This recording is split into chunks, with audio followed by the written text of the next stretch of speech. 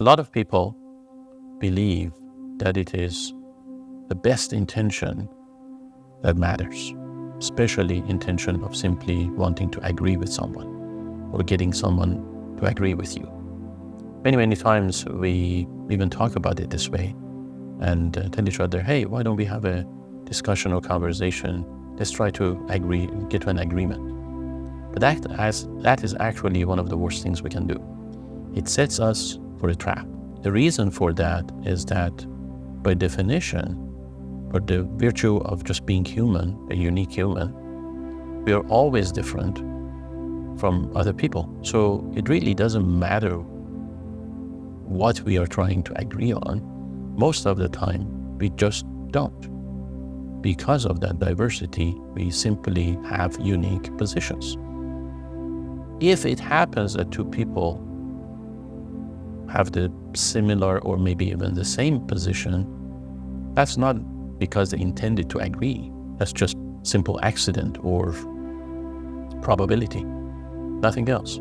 Especially if people set out to want to agree on something, have a conversation to come to an agreement that already proposes that they're coming from two different positions. So that already admits that they do have diverse, possibly contradictory positions. So thinking, and that's where that intention comes in, that they should come to the table and somehow get to some agreement is going to set them on a certain trajectory. That trajectory is a trajectory of wanting to the other person change their mind, or possibly even being willing to change one's own mind. So it requires a change of core beliefs, of perspective.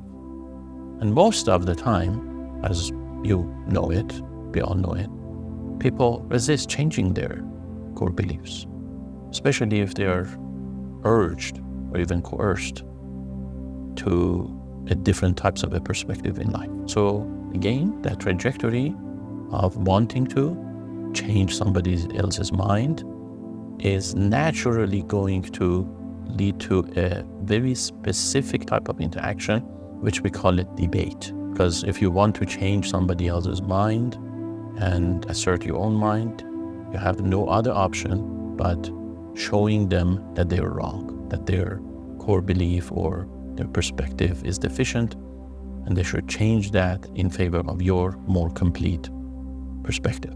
And unfortunately, that very proposition, criticizing another person's stance, is going to be met immediately with defense.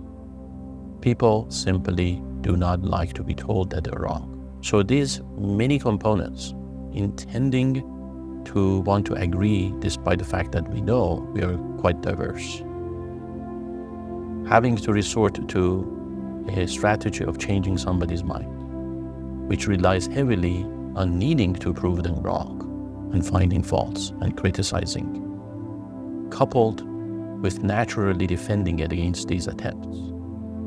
All of these components are going to lead inevitably to escalation and a debate and fight. That's why seeking agreements is simply futile. What we have to do instead is to seek understanding. When we intend to understand each other, we again set ourselves on a very specific path. That whole notion and idea of wanting to be understood and or wanting to understand another person eliminates the need for criticism. Because if you're curious and you want to know more about the other person, you simply want to ask more questions. And you're not out there to prove them wrong, but actually you're quite empathic to their situation, to their position in life.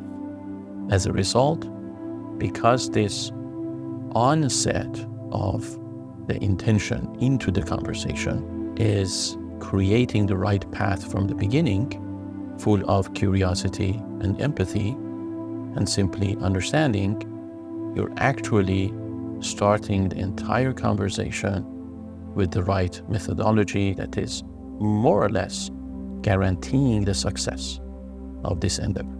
If the other 19 components also fall in place.